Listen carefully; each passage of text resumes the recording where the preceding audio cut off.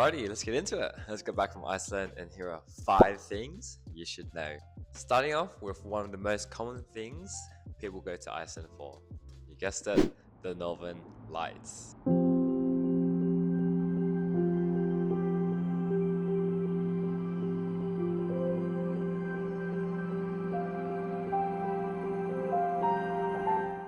And if you're like me, you probably don't know much about them. Fortunately, there is a website for us newbies to use. The website is called Perlin, and yeah, it's crazy stuff.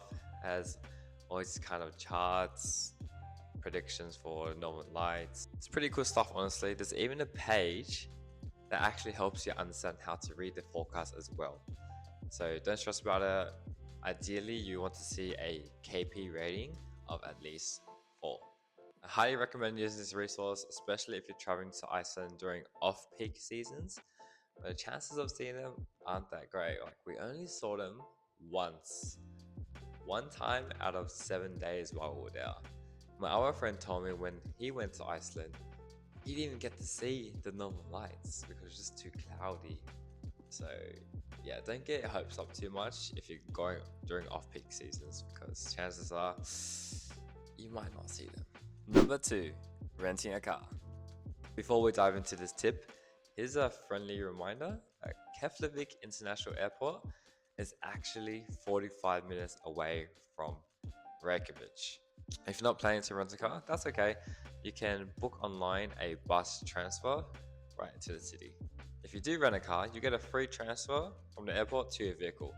Just gotta look for someone holding up a company sign at the shuttle bus exit, so you'll be fine. Personally, I wouldn't recommend a small car if you plan on traveling around the whole country. Like, we didn't have a crazy itinerary, we just drove the normal routes, but it was still pretty bumpy. And when I say bumpy, I mean bumpy. When it comes to comparing rental prices, there's plenty of websites to choose from. You got Blue Car Rental, Lava. You can also check out Guide to Iceland, which groups various options from different rental companies all on one page. If you're driving around the country, you need to make regular stops for fuel.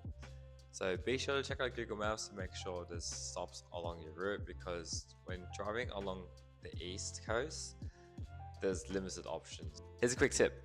Test your credit card at a self-service station in town, because for some reason ours didn't work, and yeah, it was pretty weird.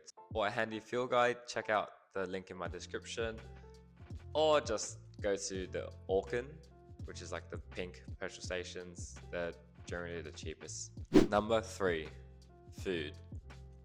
One of the most common things people hear about Iceland is that food is expensive. And I can officially confirm that it is. But we're not really in Iceland for the food, right? We're there for the nature. So how can you save money on food? Simple. Grocery shopping. You want to stick to 2 main stores, Bonus and Cronin. They're generally the cheapest. And yeah, make sandwiches for your hikes. Try to stay at a place that has a kitchen. We can cook simple meals. Trust me, like, this is how you save money. If you really want to try Icelandic food, definitely go for it. You want to try the hot dogs. The hot dogs is my personal favorite. Also, if there was one restaurant I would recommend on a budget, it would be Icelandic street food. Why? Because they have unlimited refills for soup and bread. So the bread filling inside is all unlimited. And yeah, they've got the bread bowl as well, so that was pretty cool. And yeah, I do love my carbs, and if you guys love carbs and soup, definitely check this place out. Number 4, clothing. 3 words: waterproof hiking boots. Is that 3 or 4? I'm not sure. Anyway, trust me, you're gonna want hiking boots, especially waterproof ones if you can. You're gonna walk through a lot of water, mud, dirt, name it. Iceland has so many different kinds of landscapes, and yeah, your feet will thank you. So definitely get that. Last but not least, number 5, Sky Lagoon versus Blue Lagoon. Everyone's heard about Blue Lagoon, but there's a newer and I reckon better option out there called Sky Lagoon. So we went to Sky Lagoon and did a full 7-step ritual, which involved a geothermal pool, cold plunge, Okay. I got it.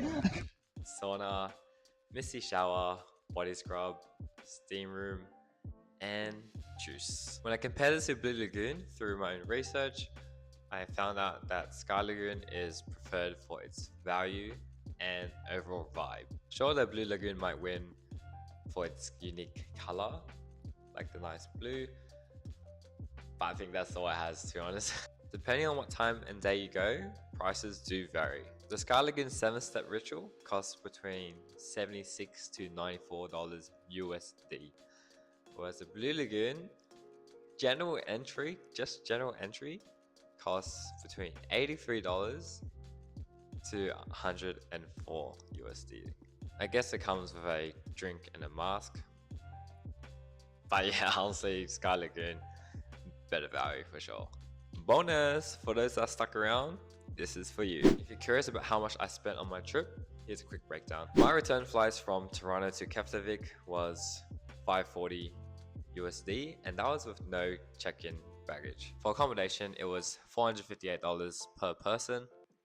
We mainly stayed in remote areas and farmlands across the country, so lodging wasn't too expensive. For car expenses, we spent $315 each, which included a rental, fuel, tolls. If you're heading north to Akureyri, there is a tunnel toll, and we pay for parking in downtown Reykjavik and at a few sightseeing spots around the country. Food was about $106 each. As mentioned earlier, we mostly shopped at grocery stores and cooked our own meals. For the glacier boat tour, we spent $48, Sky Lagoon $94. So the total cost of my trip was about $1,600, which is not bad, to be honest.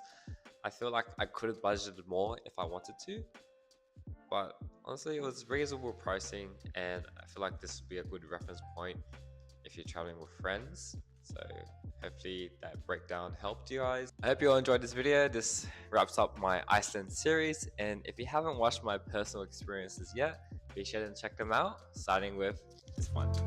See ya!